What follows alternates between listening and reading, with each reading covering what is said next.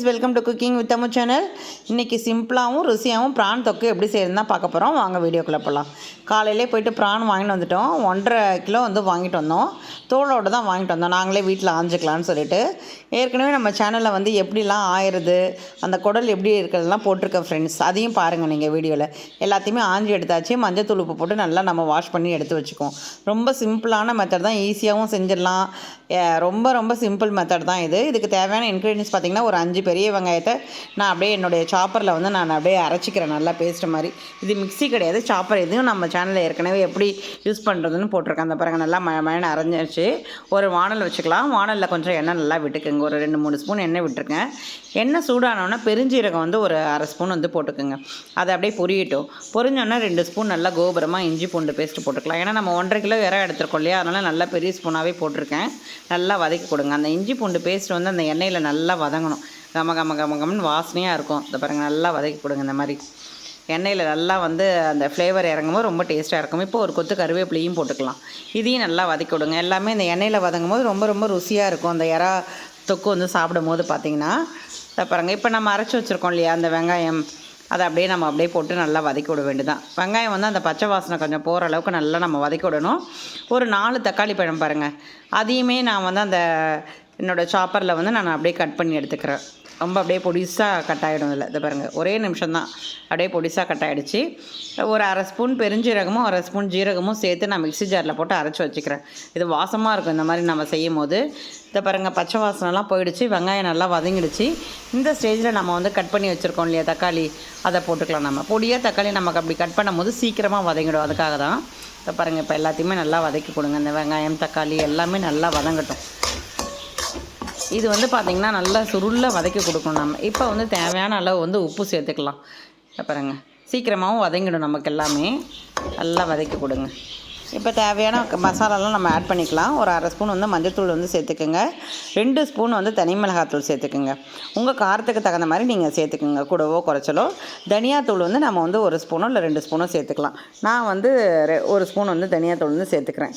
இது எல்லாத்தையுமே நீங்கள் நல்லா வதக்கி கொடுங்க. அப்படியே இந்த பச்சை வாசனைலாம் போகட்டும். அந்த மிளகாத்தூள் ஸ்மெல்லாம் போகிற அளவுக்கு நம்ம நல்லா வதக்கி கொடுக்கணும். இந்த பாருங்கள், வதக்கி விடுங்க நல்லா.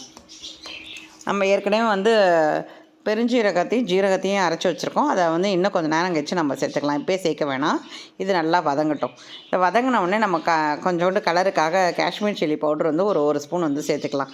போட்டு நல்லா வதக்கி கொடுங்க. இது காரம் இருக்காது, ஏன்னா ஏற்கனவே வந்து காரத்துக்கு தான் நம்ம தனி மிளகாத்தூள் போட்டிருக்கோம். இது சும்மா கலருக்காக தான் நான் இதை போட்டிருக்கேன். நல்லா வதக்கி கொடுங்க. உங்களுக்கு வேணும்னா இந்த ஸ்டேஜில் கரம் மசாலா வந்து 1 ஸ்பூன் ஆட் பண்ணிக்கலாம். வேணான்னா விட்டுடலாம். அது வந்து ஆப்ஷனல் தான் அது.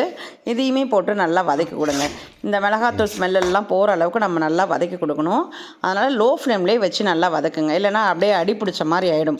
அதனால தான் நான் கொஞ்சம் கெட்டியான ஒரு வானலை நான் வந்து செய்துட்ருக்கேன். நல்லா வதக்கி கொடுங்க. இப்போ இந்த மசாலா கொஞ்சம் நல்லா வேகிறதுக்கு நான் 1 டம்ளர் தண்ணி வந்து ஊற்றிக்கிறேன்.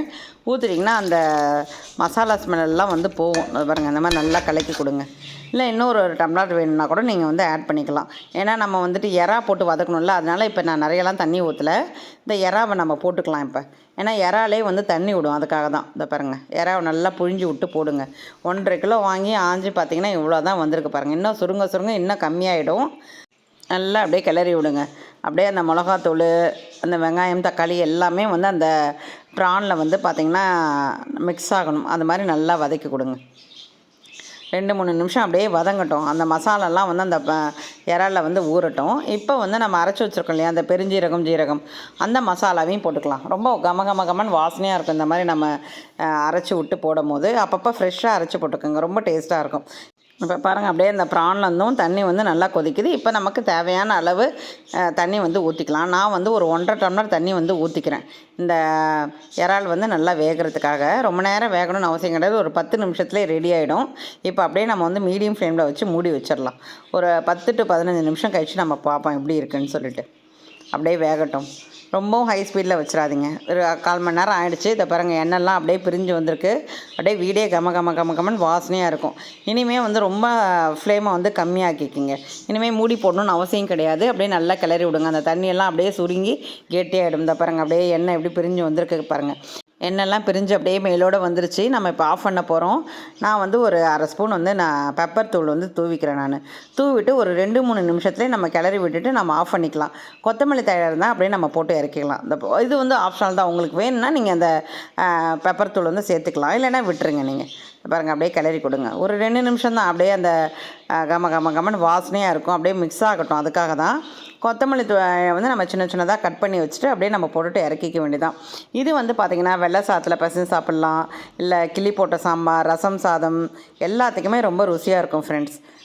பாருங்கள், அப்படியே தூவி விட்டுருங்க. தூவி விட்டுட்டு அப்படியே ஒரே கலர் தான், கிளறிட்டு ஆஃப் பண்ணிடலாம். அப்படியே ரொம்ப ரொம்ப ருசியாக இருக்கும். இந்த மாதிரி செய்யும் போது வேலையும் வந்து சிம்பிளாக முடிஞ்சிடும். நமக்கு சீக்கிரமாகவும் நம்ம வந்து இதை செய்திடலாம். நம்ம இதை அப்படியே ஒரு பாத்திரத்தில் எடுத்து வச்சுட்டு கொஞ்சோண்டு வெள்ளை சாதத்தை போட்டுட்டு குழந்தைங்களுக்கெல்லாம் அப்படியே கிளறி கொடுங்க ஃப்ரெண்ட்ஸ்.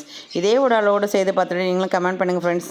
நம்ம சேனலுக்கு புதுசாக வந்திருக்கவங்க லைக் பண்ணுங்கள், ஷேர் பண்ணுங்கள், சப்ஸ்கிரைப் பண்ணுங்கள், மறக்காமல் பெல் பட்டனை ப்ரெஸ் பண்ணுங்கள். நாளைக்கு பார்க்கலாம் ஃப்ரெண்ட்ஸ். பாய்.